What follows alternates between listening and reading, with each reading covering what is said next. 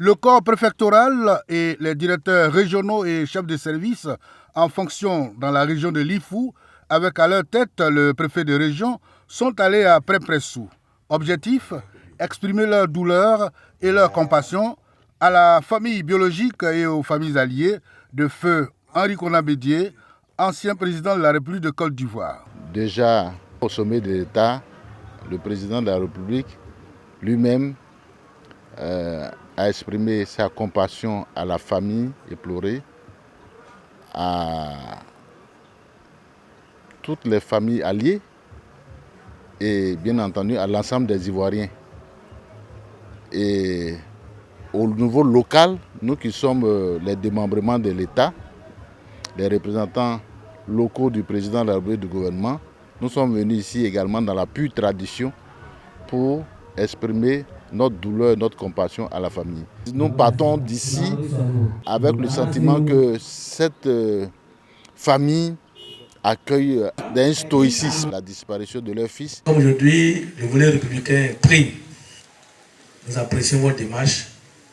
Nous disons merci à M. le Préfet et à toute la délégation qui l'accompagne. La région de Lifou est composée de 4 départements, à savoir Daoukro, Prikro, Ouélé et Mbayakro.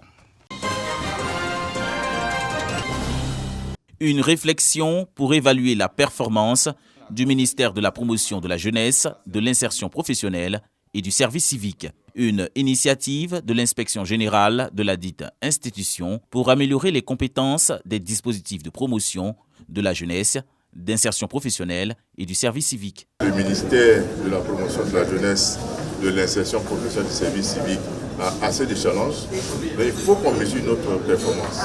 Bien entendu, en mesurant la performance, on va déceler nos interactions internes, c'est-à-dire comment on fonctionne entre nous, les interactions externes, donc comment faire avec nos partenaires, parce qu'on a assez de partenaires, aussi bien du public que du privé.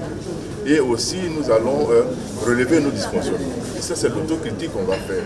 Pour dire, nous, c'est vrai qu'il y a une certaine performance, mais on veut faire mieux.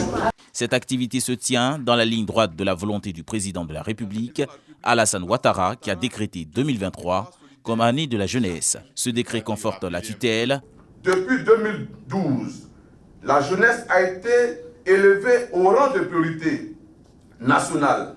Un programme ambitieux du gouvernement au profit des jeunes, dénommé PJGouv, couvrant la période 2023-2025 pour un coût d'environ 1118 milliards de francs CFA est destiné à offrir 1 500 000 opportunités à des jeunes, a été adopté par le gouvernement le 22 mars 2023. Une rencontre qui vient à point nommé pour apprécier l'efficacité interne des dispositifs que sont les unités administratives, le secteur privé, la société civile, les organisations de jeunesse et leur interaction. Elle vient de la commune du Plateau, numéro 11. Âgée de 29 ans, Aboya-Kwa Constance, étudiante en sciences médico-sociales, est la nouvelle reine Aoulaba, Côte d'Ivoire. Présélectionnée dans la commune du Plateau, elle a surpassé les 10 autres finalistes par sa démarche gracieuse et son éloquence. Mère de 2 enfants, Aoulaba, Côte d'Ivoire 2023, mesure 1,119 m pour 122 kg.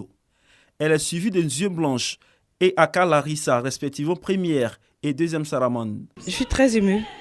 Je suis très émue. Et je sais que l'avenir est devant. Et je dis vraiment, tout d'abord, merci à Dieu et merci à tous ceux qui ont cru en moi. J'ai comme projet de créer une crèche. Placée sous le thème jeunesse, santé et bien-être, cette 17e édition a fait la part belle au pain tissé Sénoufo. Une manière pour le comité de valoriser le patrimoine culturel du nord de la Côte d'Ivoire. Geneviève Danon, présidente du comité d'organisation, n'a pas manqué d'exprimer son satisfait. L'objectif est atteint pour moi parce que nous avons fait les présélections dans les communes et les régions de Côte d'Ivoire. C'est vrai que ce n'était pas facile, mais nous avons réussi. Et aujourd'hui, nous célébrons la reine Aoulaba d'Afrique, Côte d'Ivoire. C'est là toute notre joie.